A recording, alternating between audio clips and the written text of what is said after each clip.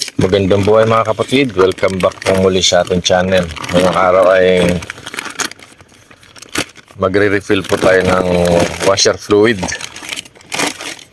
Ito 4 liters dito sa ating Commuter Deluxe.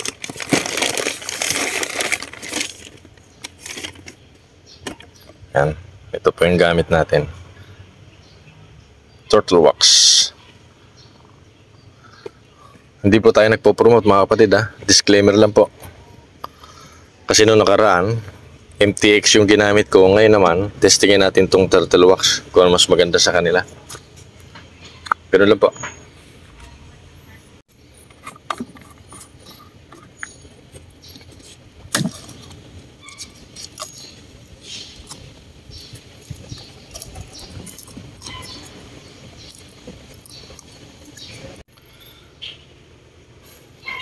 Ito po yung kargahan ng ating washer fluid.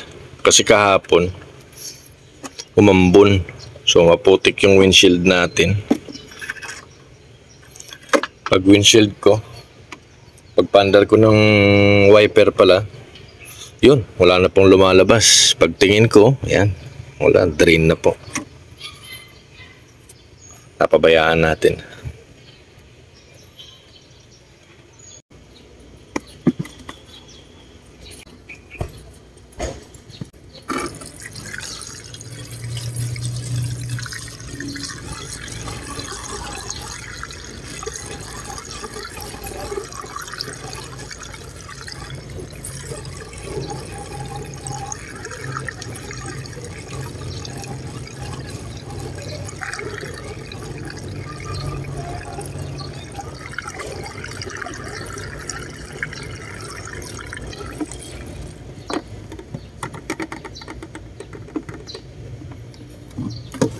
Ang laman po nito ay 4 liters. So, kukuha pa po tayo ng isang 2 liters para mapuno na po natin.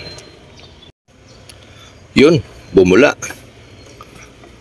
May natira pa tayo rito. Ang kalahati ron sa buong 2 liters. Pahupain po muna natin yung bula. Yan, tapos na po mga kapatid. Naubos na po natin yung 4 liters. Takpan na po natin. Okay na po yan.